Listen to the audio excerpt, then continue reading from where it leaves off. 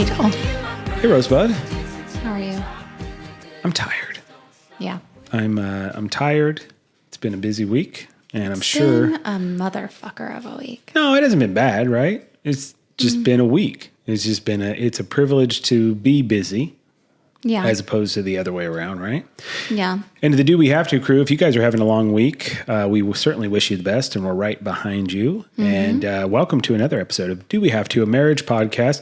I'm your host, Sean. I'm Emily. This is a Not Actual Family Studios production. Executive producer is Colin Schmedium Maskell. There you go. Yeah. We'll get there sooner or later. We got a wonderful show for you guys today. We're going to be picking up where we left off a couple episodes ago, and I apologize for the interruption last week, but when the internet loses its mind and a Coldplay kiss cam goes viral and it's revolved around marriage, unfortunately infidelity in this case, Yeah. you have to take the opportunity. There's not a whole lot of headlines about marriage anymore. It's a lost art, a lost pastime. So anytime we're in the news, we have to capitalize on it. And we certainly did that. So feel free to go back to the archives, episode 29. Today is episode 30, and we're jumping right back on to our wonderful mission statement process. Yeah. So episode 28, we talked about our personal mission statement, meaning you as an individual, as one of the leaders of your family in a marriage, putting together your own personal vision, who you want to be, how you want to be that person, how you want to be remembered, what we do in life echoes in eternity. End goal in mind. That's right. Clarifying that mission for yourself so you can be the best human being, the best version of yourself you can be. Now we're going to progress that idea, progress that process into what does that mean for your family? Yeah. How you feeling about that, Em? I really liked this one. I think you did a great job. Actually, Emily really did the foundation and the writing of the thing. So when I did my personal mission statement, for example, I grabbed all the key components of what I wanted to be included in it, and then I shot it in ChatGPT because I'm not a writer. Emily spent, I'd say, about 27 days on it. She knew months in advance, or a month in advance at least, that we were going to be potentially doing a self-improvement, discipline-oriented type of series. And Emily spent a lot of time into it, and it was really beautiful. And we're excited we're going to be reading that on the show today. And not only are we going to be talking about that, and which was such a great positive focus, but we're also going to jump back into the 90s. We're going to get nostalgic. Yeah. We got actually a fun little Sour Patch Kid moment, which I should have mentioned first because, talking about chronological order and such. But we got a fun Sour Patch moment from Celebrity. Yeah. And we also are going to continue to get deep. Oh, I know we didn't obviously have that last week, but Emily and I have a deep card to do. Yeah. And it has actually been chosen. Oh, yeah, sorry, go ahead. Oh, our daughter picked it. That's right. Word got out that Seamus picked a card and all hell broke loose. Yeah, learn from us parents. We thought Seamus came down. He's put a lot of interest into the podcast show. He wants to actually do a podcast with me about father and son watching movies, which I actually think is a great idea. And I think we're going to pursue that. Stay tuned. Do we have to, crew? But, he's taken a lot of interest in a lot of things. Uncle Colin's godfather, I think, is Uncle Colin trying to replace me as a father? No. I don't know. Sometimes I question that. But he's very interested in things that Uncle Colin does. And so he wanted to come down, and he's been calling himself assistant executive producer. He did. So I will say to Colin, it was very cute. Colin, when you hear this, if you please... Well, when I get fired... Spare my child. Spare my child. Seamus can be my replacement. You think so? I don't think Colin would allow that. I don't know. Anywho, so we're going to be doing that. And of course, we're going to be focused on our family mission statement. So Emily, you're going to talk about that. We even have an example of ours. Now, but before we want to get into that, just kind of catching back up from our initial start of our personal discovery with our individual mission statement. Yeah. We did throw a challenge out that we expected Colin, our executive producer, to write his own mission statement, right? Yeah. Do you think Colin will ever get on camera? Yeah, I do.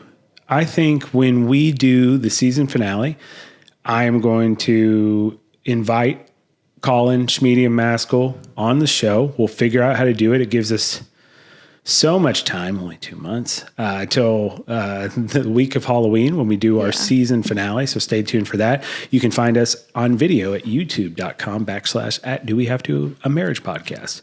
Yeah. And of course, you can listen to us on all major podcasts apps. Yeah, I left apps out. God damn it, Colin's going to be Yeah. You want me to read his? I would love for you to read his. So sorry. I really liked his. All right. So Colin, our producer's personal mission statement is I will not waste time. I will live deliberately, focused on what matters, my family, my health, enjoying life, and pursuing my purpose. I will keep my body strong, my heart open, and my mind focused. I will lead with gratitude. My daughters will see what love and leadership look like through how I show up every day. I will love my wife with consistency and presence, setting a standard for my daughters to carry forward into every relationship. I will be a source of joy and security in their lives, while also showing them what unwavering grit, drive, and courage look like. I will take bold steps even when I'm afraid. I will grow constantly, welcome failure, and seek challenges. I will never coast. Gratitude will be my compass. Grit will be my rhythm. Love will be my legacy. And then he bumped it up with a daily mantra. I did love this. Yes. Mm-hmm. Gratitude, grit, growth. Fueled by passion, driven by purpose, be in the arena. Never waste the day. It's awesome. It really is. Shout out Uncle Colin. Good fucking job. A really good job. I feel like he was kind of trying to show us up a little bit. And I know we did have to cut the thing about getting a better lawn care provider, somebody who would make his lawn crisp and honoring that for the rest of his days. So we did doctor it up a little bit for him, cleaned it up, so to speak. But Uncle Colin overall, really, really great. Yeah, he did. He did a good job. Yeah. Good try. And I assume when you also said you'll never get in the podcast business with any other low hack amateurs, I think that's what it said on there, ever again, I assume you're referring to some other podcast and not ours, obviously. Yeah, replacement podcast. Yeah, replacement podcast. Absolutely. I just got a great idea. New podcast? Stay tuned. Yeah, no. So I guess, speaking of Uncle Colin, in fact, we all grew up together. You didn't grow up very far away from us. No, but I didn't know any of you. We all have the nostalgic bug. We all grew up at the time. Emily and I, myself, are babies of the 80s, children of the 90s. Yes. So we got to enjoy all those things. And the nostalgia era of the 90s or especially early 2000s too has really peaked, it seemed like. I swear I see every other social, like on a feed or wall, whatever, I see is like, we need to go back. Or it is just this band, which they're dope as hell because they got all these tattoos and shit. And it's like, hey, we need to go back to the early 2000s. They do these like mashup videos. Mm-hmm. All-time peak.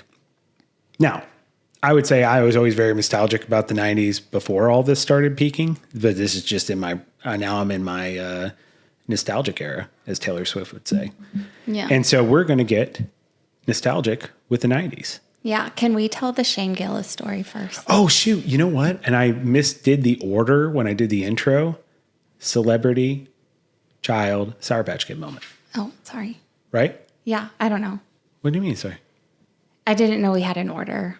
No, there wasn't. Well, okay. I guess if you're considering yourself trying to be a professional when it comes to radio or video, whatever it may have you, you want to create a hierarchical order of the segments you're going to do. So when you introduce the show, then you talk about what's going to be on the show today. You do that in chronological order. You don't do this first segment being this, but then when you go to the first segment of your actual show, you don't actually go to, the actual order that you do it. Got it. Okay. Does that make sense? Yeah. Okay. So forgive me. Sour Patch Kid moment, celebrity. Let's get this going. I thought this one was pretty funny. I did too. And if anybody listens to Shane Gillis or watches his stand-ups, I know some people are kind of turned off by him because he got fired from SNL for some sort of racial charge comment towards the Asian community. Didn't even know he was on SNL. Yeah, for a temporary period of time. I mean, he didn't really get to actually really truly start it before they fired him because it was like a past comedy he made. They found out about it. It ended up busting out in the media when he was going to be on SNL, and then they fired him. Honestly, best thing ever happened to him. He's killing it on his own. Season 2 of Tires is out now. I actually just got done watching that, and it goes from First season was very funny. You can definitely tell it was like a very comedian stand-up type of show. Guys that do stand-up wrote the show. That has transitioned hard into a really good TV show with the plot being great and the fact that there's some cringy shit that happens, not gross, but like just like cringy social moments. And then you feeling empathy and sympathy for the characters after they do that stuff later in the episode.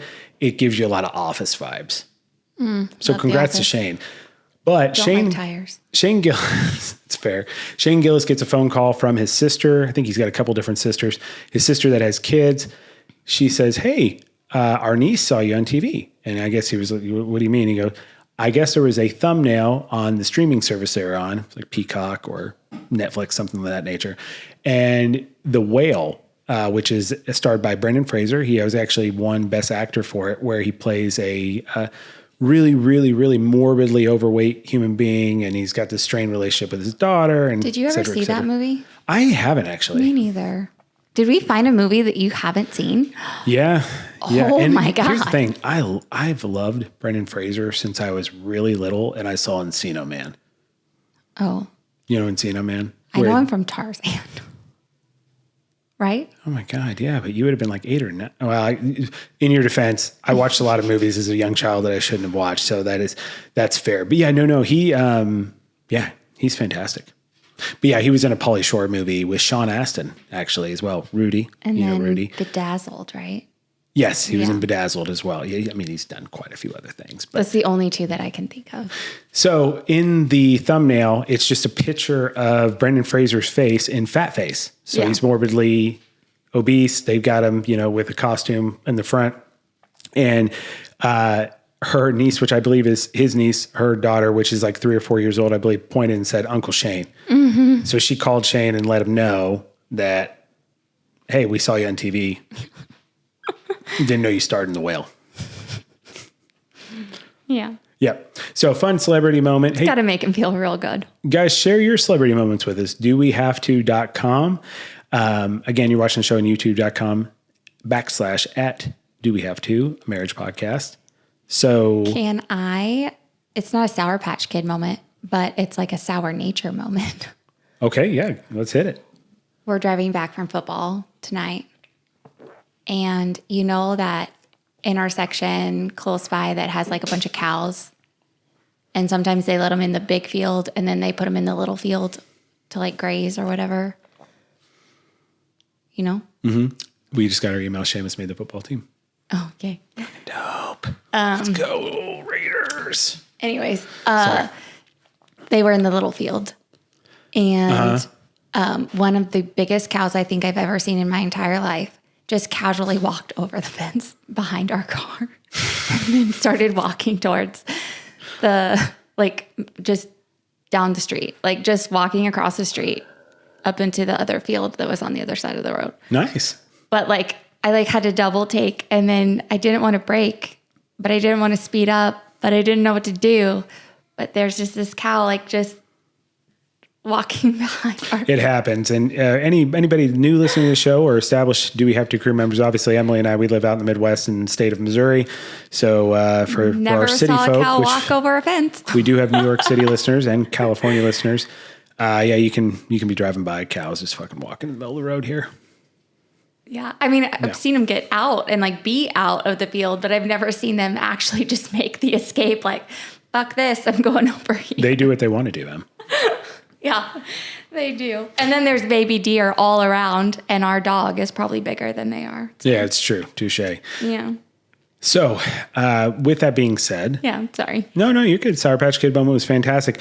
We're going to get nostalgic into the 90s. So going to be talking about events that occurred from the week of the 20th through the 27th. Emily and I are always a week behind, of course, when we record the show. So forgive me. I know obviously when this releases, that won't be the week, but that's what we're doing. Yeah. On July 26, 1990, for all your political historical fans out there, President George H.W. Bush, so it's Herbert Walker, that's George W.'s dad, signed the groundbreaking Americans with Disabilities Act, prohibiting discrimination based on disability, and this remains a landmark in civil rights history.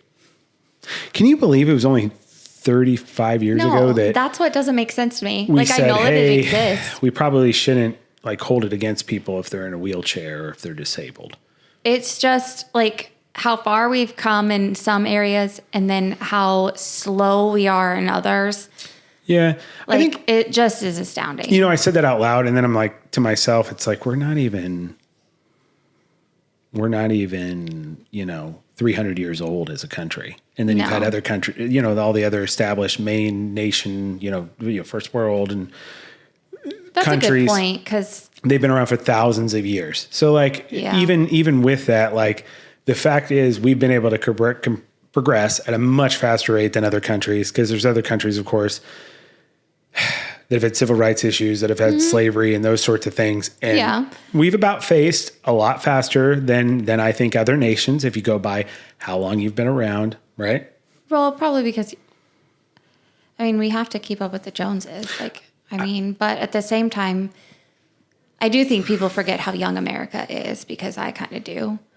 Well, it's because, it is one of the greatest countries in the world. And so you would associate greatness with an elongated timeline of historical success. Yeah. And we've had that. We just haven't been around that long. To me, that should have been like a cornerstone of our founding fathers. Yeah. But I don't think they had situations like that. Probably not. And if he did, that looked completely different. Yeah. So, yeah, but no, that's awesome. So, and by the way, that was the Republican Party. Did not vote for him, but you got to call credit where credit's due. Yeah. July 20th, 1999, Liberty Bell 7 space capsule which was flown in 1961. So 38 years later, it actually dropped out of space, or, high orbit, and was recovered in the Atlantic. So a sentimental milestone in the NASA history. Isn't it crazy how I saw a video the other day where there was a picture of Earth, like, hey, this is Earth in 1962. And then they showed a picture of Earth today, and it's like got all this space junk around it from all the shit we've shot up in the air and that sort of stuff. And it's just flying around. What goes up must come down. 20,000 miles an hour, like the movie Gravity with Sandra Bullock and George Clooney, where it'd be like little bullets coming at you. That's crazy. So some space junk came back down, which is really cool. So that's awesome. I don't remember that, by the way. I don't either. I was trying to picture that. I read about the event. I don't remember it at all. It landed. Yeah, I was going to say, and it landed in the ocean. I also don't remember the release. Well, I think I was probably too young. My parents wouldn't have let me, but the release of the Messenger. Yeah, and July 22nd, 1999, Microsoft released the first version of MSN Messenger, sparking the era of instant messaging. You weren't allowed to instant message? I don't think so. I didn't start really doing it until 7th or 8th grade. I think high school. I loved instant message. You could put your little away message or whatever. Yeah. And you put something you think was profound, but it was from an Incubus song. Yeah. But we also didn't have our own computer growing up. We had one computer in the family, and it was in the kitchen desk area. Oh, yeah. So was ours. What do you plan on talking about? What chat room are you going into? Oh, we weren't allowed to be around your parents. Well, I'm just saying, I really enjoyed it. It was just friends. We did it. What was your instant messenger choice that you used back in your day? AOL. Yeah, me too. Yeah. Yeah. Remember the bins of the disc where you get 400 free hours? So you delete off your old version of AOL. Yeah. And then you reload that one with the promo code and you get that. It's dope.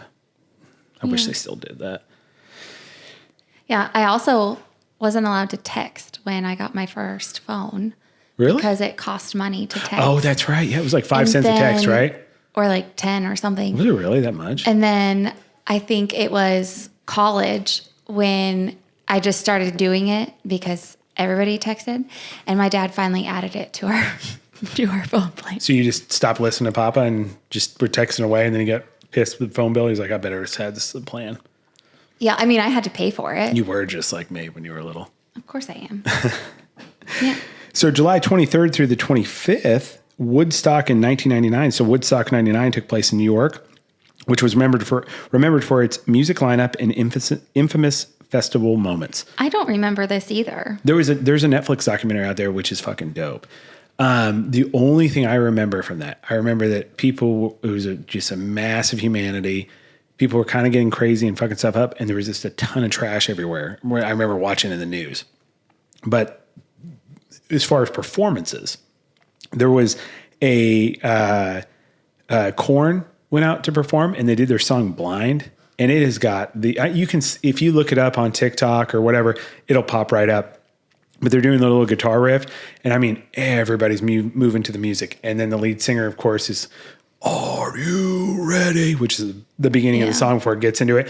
And you just see this massive humanity just slamming into each other. Kind of thing? Yeah, but like with 20,000 people. Oh my God. It was insane. So anyway. Did people get crushed and like killed? Surprisingly, I don't remember if they really talk about anybody dying. They do talk about people getting injured. Nowadays. Doing drugs and shit like that. But like, no, it was just more of like they trashed the land they were in. It was just a nightmare. They don't do Woodstock anymore, do they? It's like Coachella now. They only did 2 of them. Oh, well, okay. There's Woodstock, and then there was Woodstock in 1999.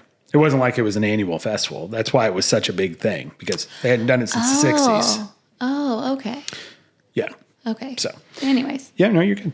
July 25th, 1999 as well, Lance Armstrong claimed his first Tour de France victory, a high point in 90s sports, an American winning it, and then went on to win it multiple times, and of course got in trouble for cheating.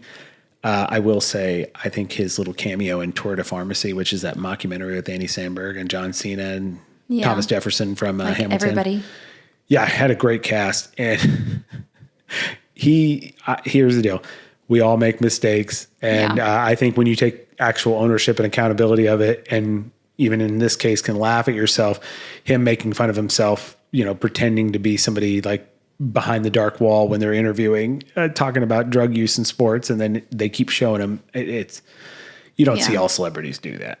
Yeah. So. I do think it's sad that they stripped him of like all 7 titles that he had, or whatever it was, 9. And you were telling me, so this is interesting about Tour de France. What were you telling me about that? So like when they strip, it's not like the Olympics where, the gold medalist got in trouble for cheating, so we're going to give the silver medalist the gold medal. No, there's just no winner. Yeah, that's wild. Don't fuck with France. Yeah, no kidding. Yeah, so there's like 7 Tour de France's that just don't have a winner. Yeah, in a row. Like, that's the sad part. Yeah. Like, I don't know.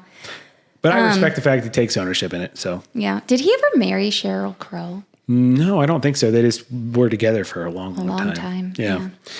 Yep. And July 26, 1999, New York retired the iconic checker taxi, marking the end of an era for those classic yellow cabs. Yeah, that's They made sad. a bad choice on that. Yeah. But hopefully they nostalgia, right? You bring it back. Yeah. You can bring it back. That doesn't stop me from doing that. Shouldn't have left it, though. It's beautiful. That's just called Think of it, it's like now. iconic. You think movies, and that's true, too. That's a very, very good point. Or Lyft or whatever it is. Yeah. We got deep into the 90s. Emily also liked to get deep into each other. That sounds rough. We like to learn more about each other. There you go. We do. I mean, we do the other thing too. But, we like to get to know each other better. We have found a great way of doing that. It's opened up a line of communication because there's questions I didn't even know were questions to ask. It's by a company called Buy Relatable, and it's called Let's Get Deep. Mm-hmm.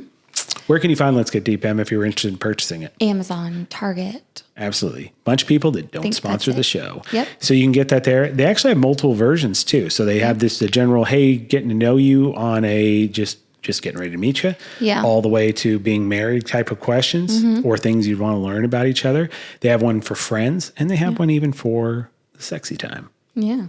So, feel free to go out there. And it was also shown on Secret Lives of Mormon Wives, which is on Hulu. You can stream the 2nd season right now. Yeah. Which also does not sponsor us.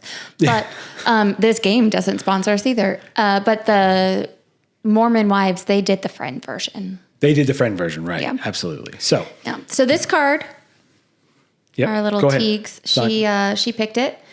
Next week we'll get Maeve to pick it. That should be. I think it's a terrible idea. That should be fun. Bitch for can't everyone. even read. No, she can't. I mean, she can, I guess, a couple words. Sight that's words. the. Yep. Anyways, Tegan's pick. Sure is. It is. Would you rather lose all the money you've earned this year or lose all the memories you've gained this year? Why? You can take my money. Not going to be a lot, but you can have it. And what? And so you're saying memories obviously are more important. Absolutely.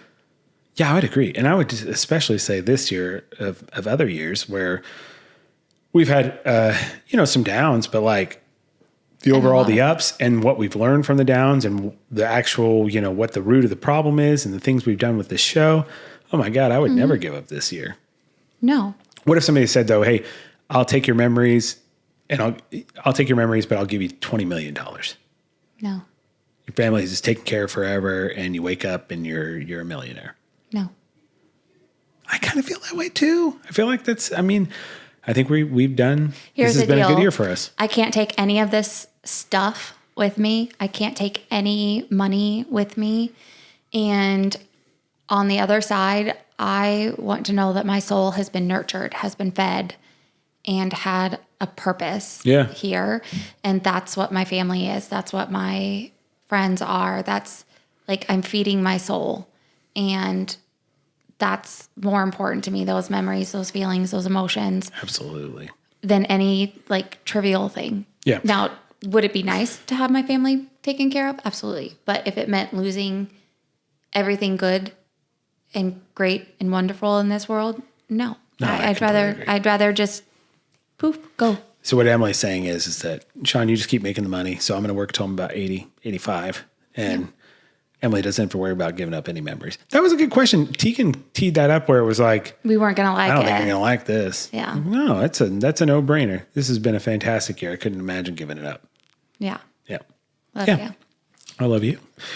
And thank you all for allowing us to get deep. And again, by the way, let us know what your answer to the question is. Go to dowehavето.com. Feel free to submit a question or comment to the show. Mm-hmm. And Emily's going to mention our socials at the end of the episode. So feel free to tag us on that and make sure you tag Let's Get Deep and give us your answer. Yeah. Yep. No, absolutely.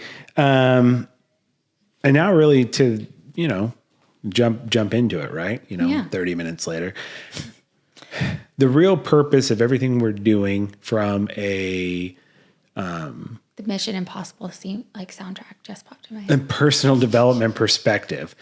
Emily and I we've been talking about marriage, we've been talking about parenting, and I don't think you can do those things at a high level if you're not taking care of yourself. And I think if you have a true clear mission in mind, which is what we've discussed, you're able to work through the things that we have to deal with every day in life, and you can work towards your goal and see a true vision and improve yourself.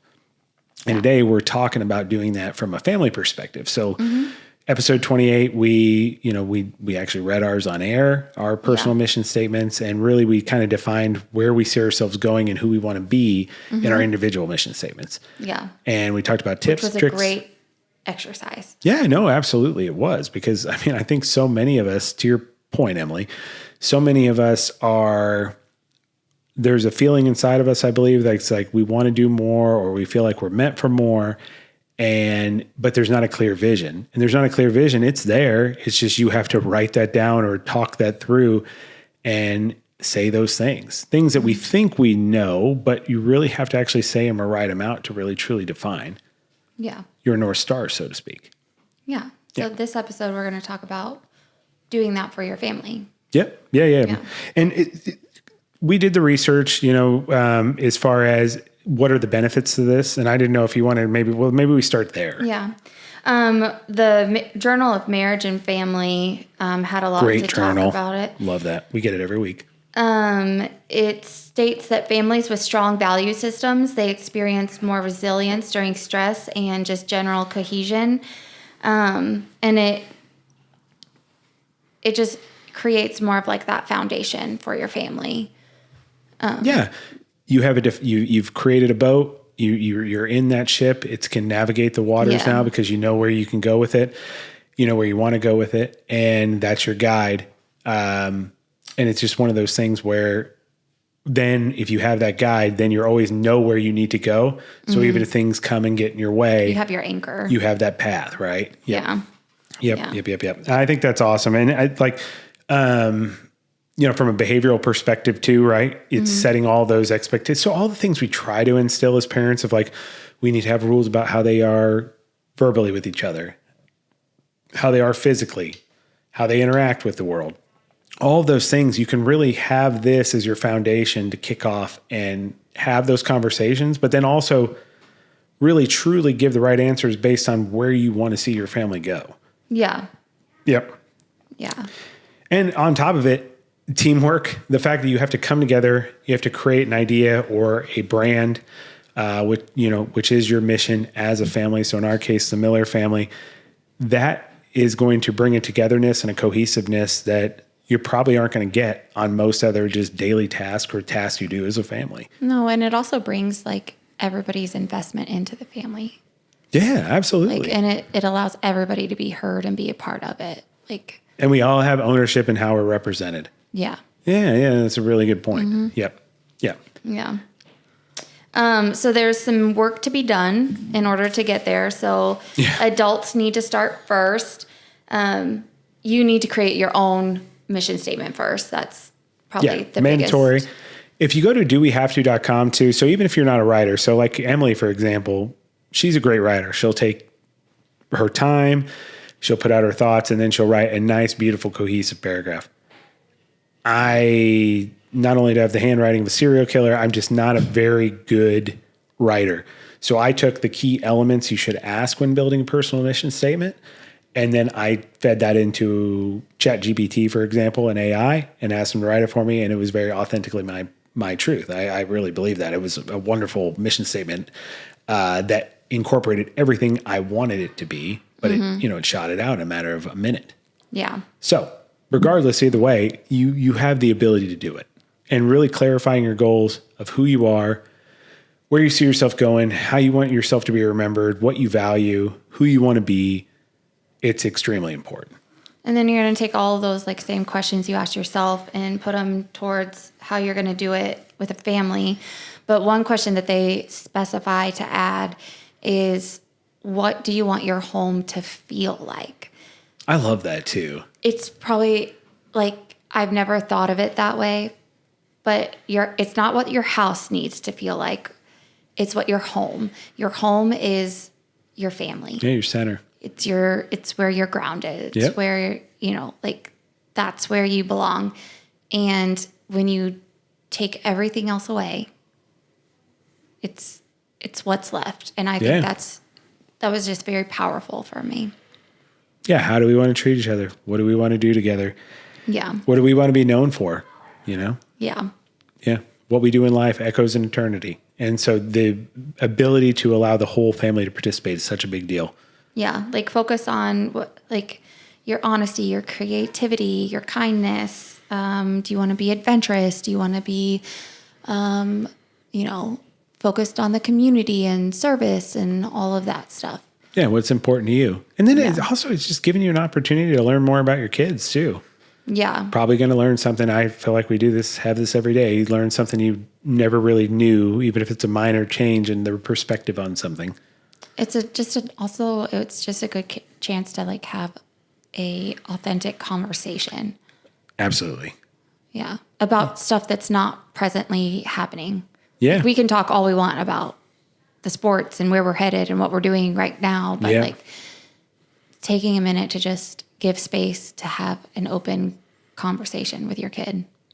No, I completely agree. And something Emily and I didn't do, which I feel like didn't make it worse or anything, but I feel like we may have gotten more from it, is we didn't actually have an evening where we got together. So conversations, Emily was really good about having conversations with the kids, asking them these types of questions. And then she gave her input. I gave my input.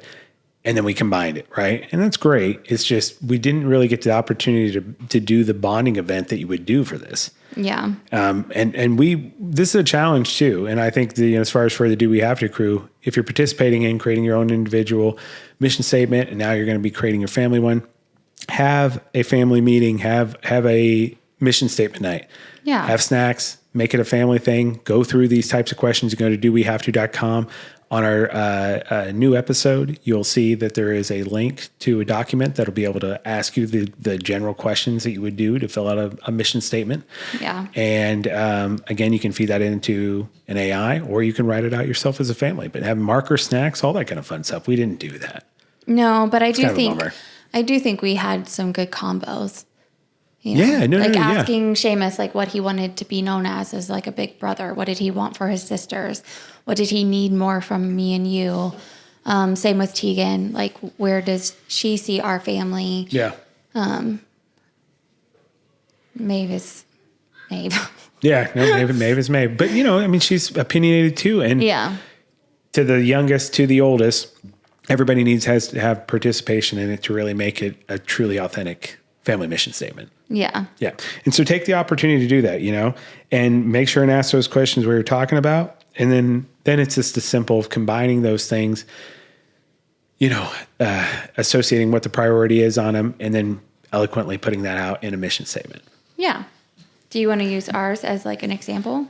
Yeah. No. Yeah. Let's talk about that. Yep. Okay. Do you want me to just read it? Yeah. No. Go right ahead. I think it'll be awesome. All right. So here's a Miller Family's Do We Have to Crew. Miller Family Mission Statement. We hold ourselves and each other with the utmost respect and kindness. We love unconditionally and support one another through life's highs and lows with strength and grace. We are rooted in our faith, knowing that God is the cornerstone of our hearts, minds, and bodies. We encourage one another with both compassion and conviction. We love and accept where we are as individuals while pushing each other to grow. We protect our family and those we love, knowing relationships are worth more than things. We value discipline above motivation, understanding that consistency shapes our legacy. We are curious, not judgmental, choosing to learn, listen, and seek understanding in all things. We remain loyal to those who walk with honor and do right by us. We live daily with integrity, gratitude, and an unwavering sense of purpose. We make time and space for ourselves and each other, building a legacy with intention. We are a family that seeks wonder and adventure, learns without limits, and gives generously to others. We will be an asset to our family, our community, and ourselves. We will create a home that is our sanctuary, a place of peace, restoration, and open doors. Yeah. We are rooted in God and grounded in one another. We are a full circle, and we will remain as such. It was awesome. Yeah. And Emily wrote a majority of that. Yeah. I mean, we put our ideas together, put my input in it, but man, you did a great job. Thanks. So see, guys, it's just a matter of just getting out there, doing it. But again, keep it positive. Yep. Empowering. Yeah. Something that you can use to clarify any decision or any action you're going to take in life. You run it up against that mission statement, and that will guide you. Yeah. And know that it's as fluid as your personal one is. Yeah. It should be updating as you are growing as a human being. Yeah. And as your family grows. Yeah, absolutely. Yeah. Yep. Yeah. Yeah. Good ideas about this. So I've seen a ton of things on Etsy because this isn't like it's just Emily and I came up with this. This is a thing that families and individuals do. Definitely get that, framed. Get it printed, get it framed. Yeah. Or turn it into some like art project for the family to create on its own. Put it somewhere where it can be easily seen, read, talk about it, say it together as a family. Yeah. Keep it visual every day. Yeah. Mm-hmm. Yep. Yeah. And then take the opportunity to review it and revisit it, right? So you're able then to have essentially meetings or family meetings where you're able to have these conversations you don't typically have in every day and learn as your children and yourself is growing as far as what's important, and review that and update it. Do a frequency. They say that as far as being most successful, if you create a frequency, I know you and I talked about almost like quarterly, annually, holidays, whatever it may be, as far as checking in and having those conversations and making sure the goals align for the family. Yeah. Yeah. Yeah. Yep. And then just continue to change as your family grows. As things change, people mature, situations differ, continue to evolve it. So Do We Have to Crew, we're going to give you a challenge to host your own family mission night. Yep. And, make it as fun as possible. Make it as positive experience as you possibly can. And then share. What do you mean?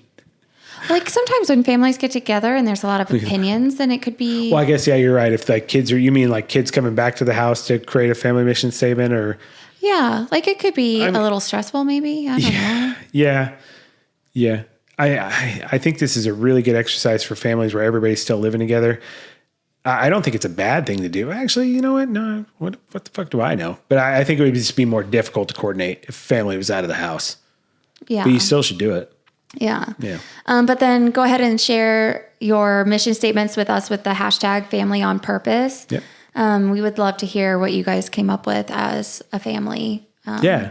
DoWeHaveTo.com. Submit a comment to the show as well. Just tell us what your mission statement is. We'll read it. Yeah. Yeah. It'll be awesome. And while we're improving ourselves, it behooves us to mention that we actually have a Peloton team. Yeah. So Emily and I utilize Peloton. We have a Peloton bike. Emily has a Peloton row machine. They do not sponsor us yet. They do not. Fingers crossed one day. Likely won't. Although I'd love to be a running instructor. I think it'd be dope as hell. And surely they need some sort of geriatric presence. So as I get older, like 50, 60, add one Peloton. Hook me up. I'm ready to go. I can be motivating while running. I can talk. I sing sometimes when I run. Yeah. Yeah.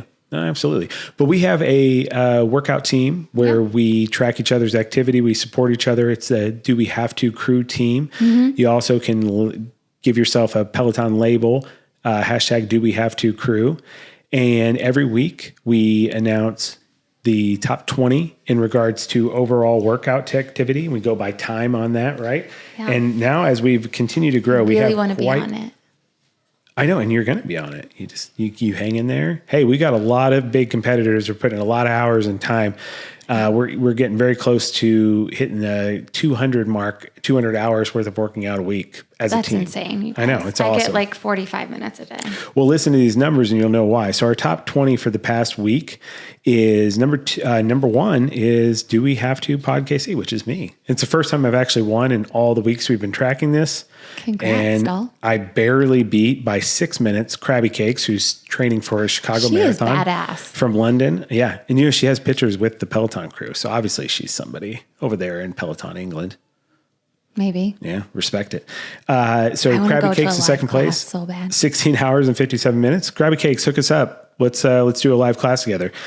Number 3, Barbie Gal, 16 hours and 25 minutes. Pelodano Sorass from Kansas City, 10 hours and 54 minutes. I do enjoy that. Rock Chalk Stelts, a KU fan, 7 hours and 4 minutes. Not a Runner Katie, Iowa raised Kansas teacher, 6 hours, 37 minutes. Shanna Banana Can, You Run, I Hike, 6 hours and 30 minutes. Kelsey Lifts from Garwood, Texas, 5 hours and 28 minutes. We've got Pelo Junkie out of Tacoma, Washington, 5 hours and 15 minutes. Crazy Spin Legs out of Orlando, 5 hours and 12 minutes. Relentless KC, who threw away the wonderful shirtless selfie ad. Now it's just a headshot. Relentless KC, we love you. 4 hours and 29 minutes. Inspired _Jayhawk, 4 hours and 10 minutes. Out of the Kansas City area, Michaela Bryan from Kansas City, 3 hours and 59 minutes. Go Unicorn Yo, Emily's favorite name, 3 hours and 20 minutes. Casey Lama, 3 hours and 12 minutes. And then we have, rounding it out, we have Chiefs Chick 816, 3 hours and 5 minutes. Vito 63, Mississippi, 3 hours and 2 minutes.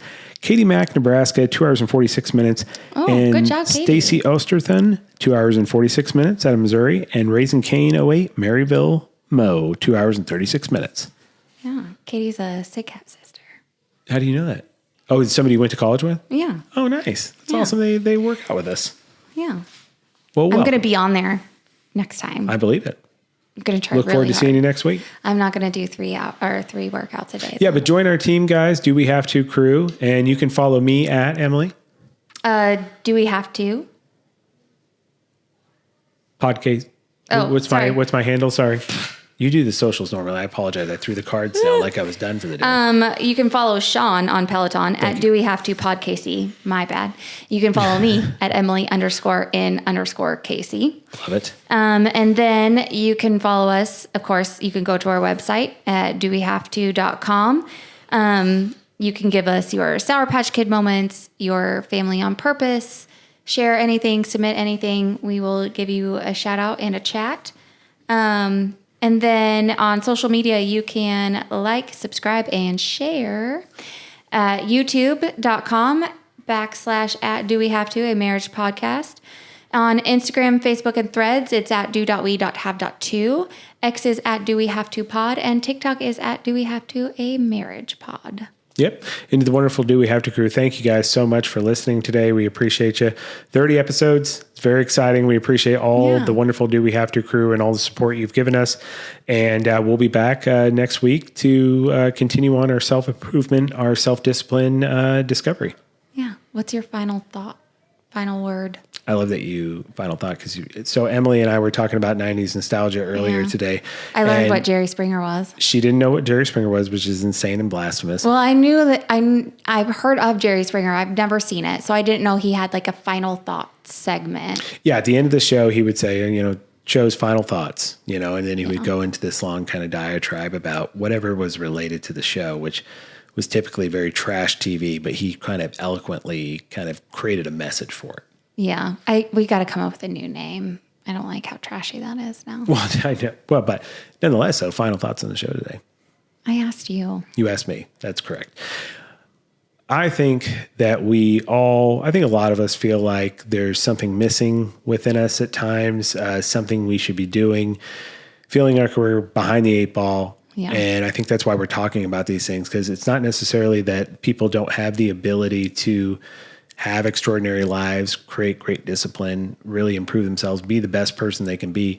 They just need to kind of start, and they need to create a path.